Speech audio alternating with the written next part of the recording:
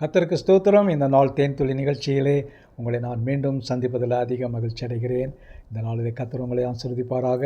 இந்த நேரத்தில் யாத்திராகமம் 3ஆம் அதிகாரத்தில் மிக ஒரு முக்கியமான ஒரு காரியம் நடக்கிறதை பார்க்கிறோம். இந்த மோசேக்கு தேவன் தரிசனமானார். மோசே மீதியான் தேசத்தில் தன்னுடைய மாமனுடைய ஆடுகளை மேய்த்து கொண்டு இருக்கிற வேளையில் திடீரென்று ஒரு முட்செடி பற்றி எரிய ஆரம்பித்தது. அந்த வசனம் சொல்கிறது 2வது வசனத்தில், அங்கே கர்த்தருடைய தூதனானவர் ஒரு முட்செடியில் நடுவிலிருந்து உண்டான அக்கினி ஜுவாலையில் நின்று அவனுக்கு தரிசனமானார். அப்பொழுது அவன் உற்று பார்த்தான். முட்செடி அக்கினி ஜுவாலித்தும் எரிந்தும் அது வெந்து போகாமல் இருந்தது. அப்பொழுது மோசே, இந்த முட்செடி வெந்து போக இருக்கிறதுக்கு என்ன? நான் கிட்ட போய் இந்த அற்புத காட்சியை பார்ப்பேன் என்று சொல்கிறான். தேவன் அந்த நேரத்தில், நீ கிட்டே வராதே, நீ நிற்கிற இடம் பரிசுத்தமானது, உன்னுடைய பாதரட்சியை கலட்டி போடு என்று சொல்கிறார். இந்த 4 வசனத்தில் பார்க்கின்ற வேளையில் கர்த்தர் இந்த மோசேயோட நேராக முகமுகமாக தரிசிக்கக்கூடிய காரியத்தில் இருந்தார். அவர் ஒரு பட்சிக்கிற ஒரு அக்கினியாக இருக்கிறார். எரிகிற அக்கினியைப் போல அந்த இடத்துல காட்சி அளிக்கிறார். அந்த முட்புதரில் நெருப்பு இருந்தாலும் கூட அது எரிந்து போகவில்லை, வெந்து போகவில்லை.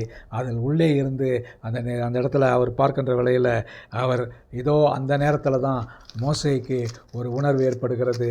அந்த வேளையில் பார்க்கும் பொழுது மோசே மோசே என்று கர்த்தர் கூப்பிட்டார். அதற்கு இதோ அடியேன் என்று சொல்கிறான். இந்த இடம் தான் ஒரு பெரிய டேர்னிங் பாயிண்ட்டாக இருக்கிறது. மோசேயை பெயர் சொல்லி அழைக்கிறார் தேவன்.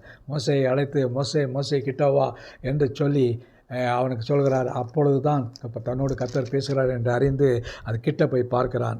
அப்பொழுது தான் அவர் சொல்கிறார், உன்னுடைய பாதரட்சைகளை கலட்டி போடு, நீ நிற்கிற பூமி பரிசுத்த பூமி என்று சொல்லி, அதன் பின்பு அவர் 6வது வசனத்தில் அவர் அவனுக்கு வாக்குத்தத்தத்தை உறுதிப்படுத்தி அந்த இடத்துல பார்க்கிறார்.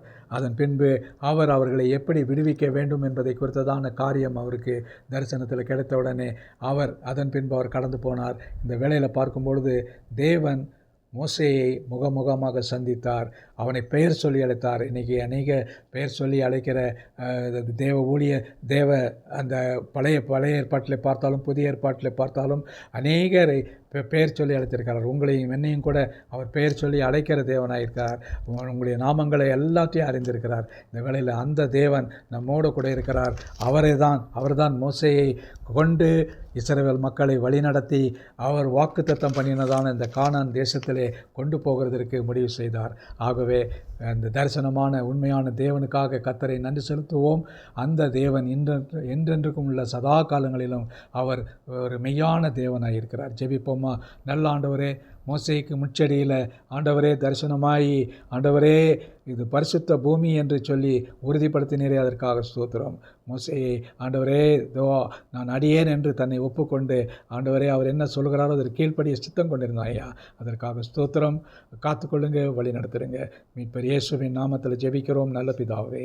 ஆமேன், ஆமேன். கர்த்தர் உங்களை ஆசீர்வதிப்பாராக. இந்த நாள் உங்களுக்கு மகிழ்ச்சியும் ஒரு சந்தோஷமான ஒரு நாளாக அமையட்டும். ஆமேன்.